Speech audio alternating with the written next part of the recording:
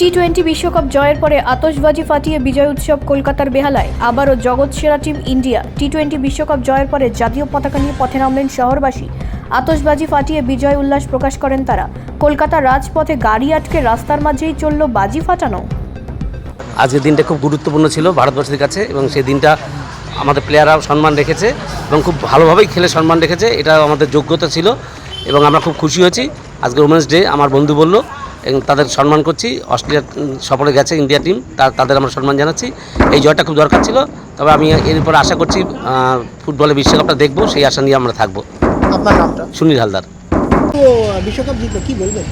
অসাধারণ অনুভূতি, বলার মতন নয়। আর যেভাবে খেলা শুরু হয়েছিল, আমরা প্রথম 5 ওভার পর থেকেই বুঝে গেছিলাম যে কাপ এবছর আমাদেরই থাকবে। 2024-এ আমাদের ছিল, এবারও আমরা ডিফেন্ড করলাম। খুব খুশি।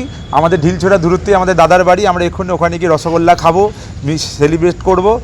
আর আশা করছি এরপরে আবার যে ওয়ার্ল্ড কাপ 50 ওভারের বিশ্বকাপটা আসছে, ওইটা আমাদের চাই। কারণ 2023-এর সেই দুঃখটা এখন আমরা ভুলতে পারছি না। যতই আজকে আমরা চ্যাম্পিয়ন হই, আজকে ওমেন্স ডে, এই জয়টা আমরা মহিলা ক্রিকেট দলকে, যারা এখন অস্ট্রেলিয়াতে আছে টেস্ট খেলছে, তাদেরকে ট্রিবিউট করছি। আপনার নাম? অভিজিৎ চৌধুরী। টি-20 জিতলো, কি বলবেন? কি বলুন, অসাধারণ। এরকম বিশ্বকাপ অনেক বছর বাদে দেখেছি। ওদেরকে একদম পুরো পাতি বাংলা মুরগি করে হারিয়েছে। ওরা খুব গরম দিচ্ছিল, চুপ করাবে, আমরা ওদের পুরো চুপ করে দিয়েছি। এই ওয়ার্ল্ড কাপ একটা নতুন করে দিল।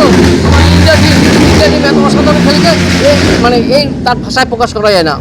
কতটা আশাবাদী ছিলেন? পুরোটাই আশাবাদী ছিল। আশাবাদী না মানে আমরা ইন্ডিয়া প্রথমে যে ব্যাট পেয়েছি, আর পুরো আশাবাদী হয়ে গেছি। আমাদের কোনো আর পরে যাওয়ার কোনো প্রশ্নই ছিল না। এখানে কাকে করবেন? কোন প্লেয়ারটাকে আপনি?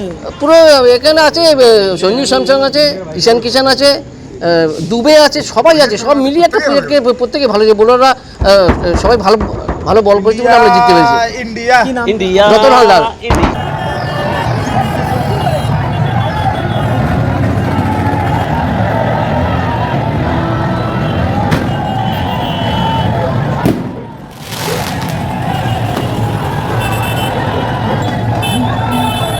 ব্যুরো রিপোর্ট, রাষ্ট্রীয় প্রসার বাংলা।